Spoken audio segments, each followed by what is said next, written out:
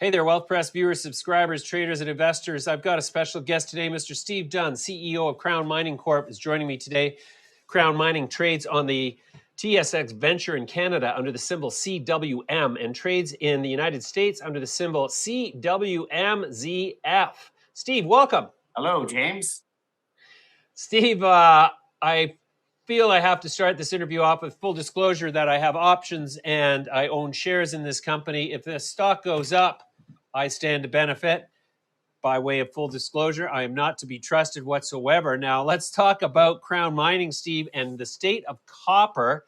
I'm looking at the copper chart here, and copper has, after a long period where it was range bound below $3 from like 2016 to 2020, it has suddenly got a real beat to its rhythm and has basically jumped 30% in the last 4 or 5 weeks. What is driving the price of copper right now, if we could start there? We've known for some time that at one point, demand is going to exceed and continue to exceed supply. And I think that's finally happened over the past year. Inventories were kind of covering up for the gap between demand and supply. And the pandemic caused this huge supply shock. Inventories were eaten up very, very quickly. And we now have a situation where there's huge stimulus going on into the economies. People are looking for more copper to build out the infrastructure and to make this move in energy to renewables. And the copper's not there. So prices are going up. And you bet. The interesting thing about supply side, you can't build a copper mine in a year. You can't build it in 2 years. It takes 5 to 10 years to build these new mines. So we could have a situation where there's huge pressure on copper prices for years. All right, Steve. So the thing that attracts me as an investor to Crown Mining Corp is this company has been sitting on over 2 billion pounds of copper, 43101 certified, for a number of years. So let's talk a bit about the Moonlight Superior deposits. I have to say deposits because it's important to note that this is not a single deposit, but a series of deposits that you have consolidated over time. Well, we have 4 known deposits right now. One of them, the big one, Moonlight, has 1.5 billion indicated and 500 million inferred. The interesting thing about that deposit is it's open at depth and on strike. So what that means is we think there's a lot more there.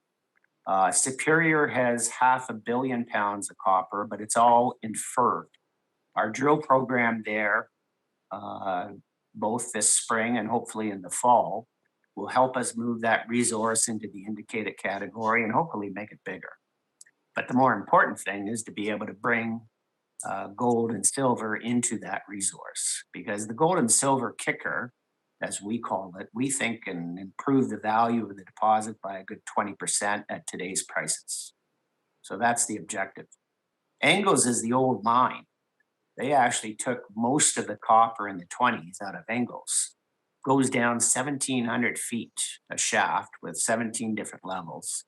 But we've done very little work at Angles over the past 10 years.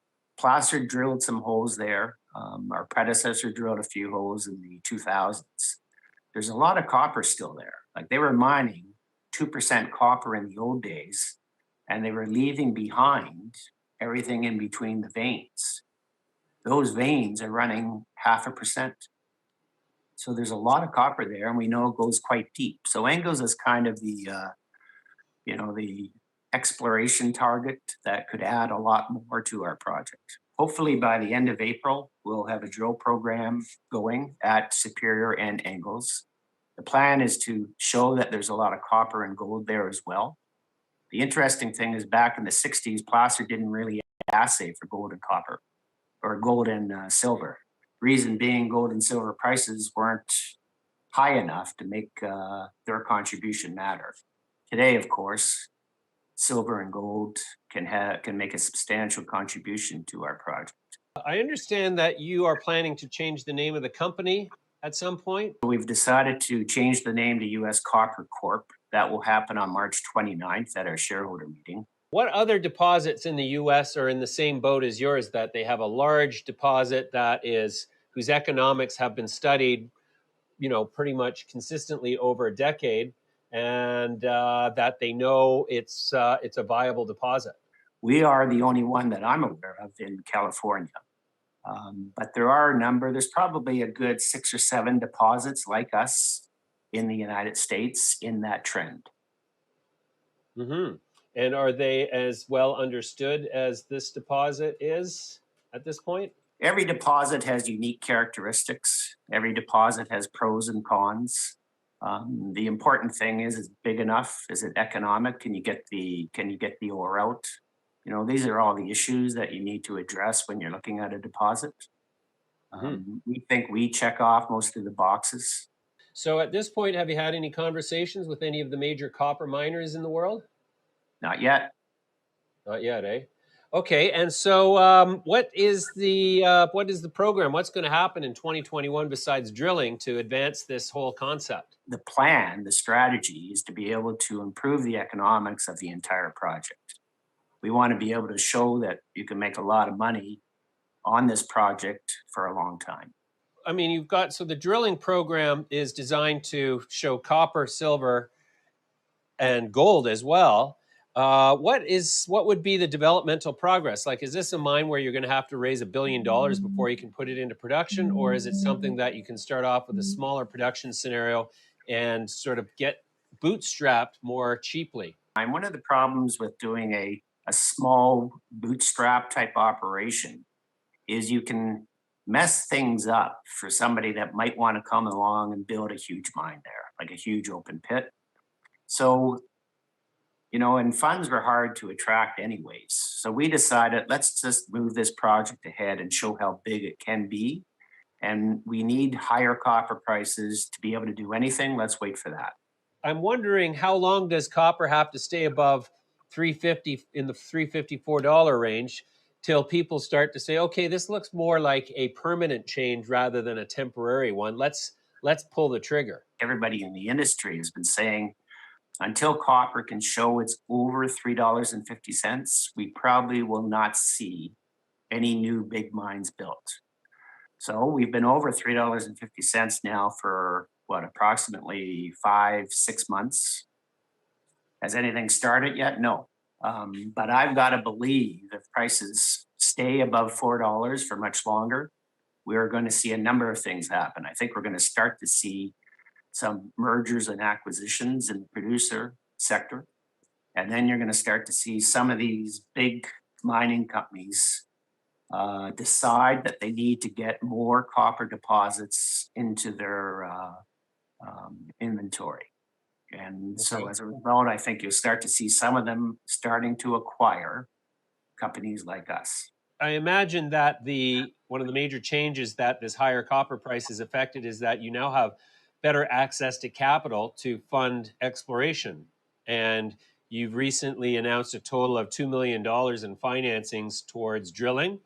And is that sort of the new reality that you're dealing with? Is that suddenly people are interested in investing in copper exploration? It certainly appears that way. I've been getting a lot of calls lately from brokers asking about investing more money.